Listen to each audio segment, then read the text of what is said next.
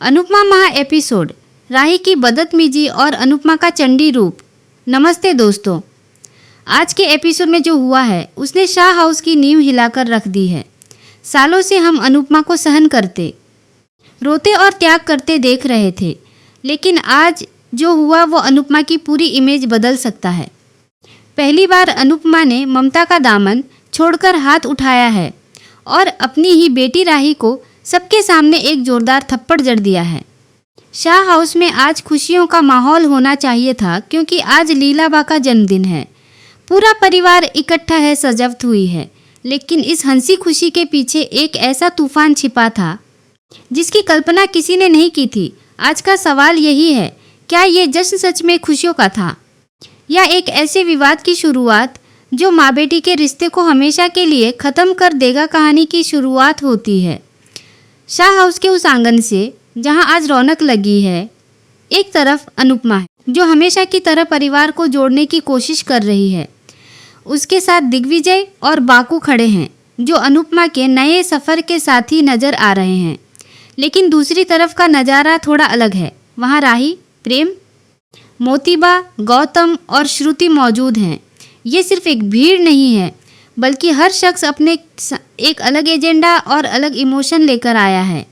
राही के मन में अपनी माँ के लिए कड़वाहट है, प्रेम के मन में उलझन है, और श्रुति की मौजूदगी तो हमेशा से ही तनाव का कारण रही है।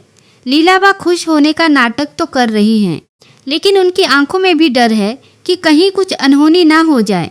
और यकीन मानिए, अनहोनी तो दरवाजे पर दस्तक दे ही रही थी। धीरे धीरे सेलिब्रेशन आगे बढ़ता है और वक्त आता है केक काटने का, जो इन दिनों अनुपमा के काफ़ी करीब दिख रहे हैं। वो आगे बढ़कर अनुपमा के हाथ में केक काटने वाला चाकू देते हैं। दिग्विजय चाहते हैं कि अनुपमा ये चाकू लीलाबा को दे ताकि वो अपना बर्थडे केक काट सके। एक बहुत ही साधारण सा पल था, लेकिन राही को इसमें भी आग लगाने का मौका मिल गया। जैसे ही अनुपमा चाकू हाथ में लेती है, राही की आवाज़ गूंजती है। वो आवाज़ इतनी तीखी थी कि पूरे हॉल में सन्नाटा छा गया। राही ने सीधे अनुपमा की निजी जिंदगी पर वार किया। उसने कहा, वाह मम्मी, आप कितनी जल्दी अपने लाइफ पार्टनर बदल लेती हो ना। पहले वनराज शाह, फिर अनुज कपाड़िया और अब ये दिग्विजय। अगला नंबर किसका है? दोस्तों, सोचिए उस माँ पर क्या गुजरी होगी जिसने अपने बच्चों के लिए पूरी जिंदगी कुर्बान कर दी। राही की ये बात सिर्फ एक गुस्से में कही गई लाइन नहीं थी, बल्कि ये अनुपमा के चरित्र पर सीधा हमला था। एक बेटी अपनी माँ से पूछ रही है कि उसका अगला मर्द कौन होगा।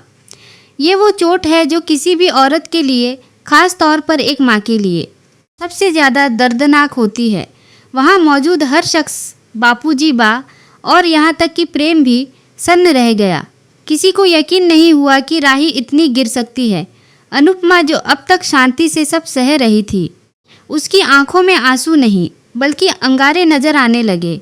जैसे ही राही के शब्द खत्म हुए, अनुपमा बिजली की फुर्ती से पीछे मुड़ी, इससे पहले कि राही अपनी मुस्कुराहट पूरी कर पाती। अनुपमा का हाथ हवा में लहराया और एक जोरदार तड़ाक की आवाज़ पूरे शाह हाउस में गूंज उठी। अनुपमा ने बिना एक शब्द बोले राही के गाल पर वो थप्पड़ मारा है, जिसे दर्शक सालों तक याद रखेंगे। पूरा परिवार सदमे में है। श्रुति का मुंह खुला का खुला रह गया। प्रेम की समझ में नहीं आ रहा कि वो क्या करे, और लीलाबा तो अपनी जगह से हिल भी नहीं पाई। अनुपमा, जिसने कभी अपने बच्चों पर फूल तक नहीं फेंका, आज उसने हाथ क्यों उठाया? क्योंकि आज बात परवरिश की नहीं, आज बात उसके आत्मसम्मान की थी।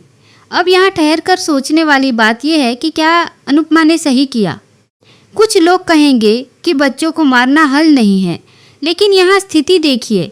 राही का गुस्सा शायद अपनी जगह जायज़ हो सकता है। शायद उसे लगा हो कि उसकी माँ ने उसे वक्त नहीं दिया, लेकिन अपनी माँ के चरित्र पर, उसके रिश्तों पर सरेआम तमाशा बनाना किसी भी नज़रिए से सही नहीं है। अनुपमा का ये रिएक्शन कोई सोची समझी प्लानिंग नहीं थी, बल्कि एक माँ के अंदर दबी हुई उस औरत की चीख थी जो सालों से समाज और अपनों के ताने सह रही है। आज राही ने सारी हदें पार कर दी थी और अनुपमा ने उसे एहसास दिलाया कि वो उसकी माँ है, कोई पैर की जूती नहीं। तो दोस्तों, अब कहानी यहाँ से किस मोड़ पर जाएगी, ये थप्पड़ सिर्फ एक झापड़ नहीं है, बल्कि ये टंडन और शाह परिवार के रिश्तों में आई दरार का प्रतीक है। क्या इस अपमान के बाद राही हमेशा के लिए अनुपमा से रिश्ता तोड़ लेगी या उसे अपनी गलती का एहसास होगा? प्रेम जो राही को पसंद करता है, क्या वो अब भी उसका साथ देगा या अनुपमा की सच्चाई को समझेगा? सबसे महत्वपूर्ण, दिग्विजय। क्या दिग्विजय इस विवाद का फायदा उठाकर अनुपमा के और करीब आएंगे या कहानी में कोई और ही खेल चल रहा है? वाकई आज का एपिसोड किसी फिल्म के क्लाइमैक्स से कम नहीं था। लेकिन मैं आपसे जानना चाहती हूँ, आपके हिसाब से क्या अनुपमा को राही पर हाथ उठाना चाहिए था? क्या राही को इस थप्पड़ की ज़रूरत थी या फिर अनुपमा को शांति से बात करनी चाहिए थी?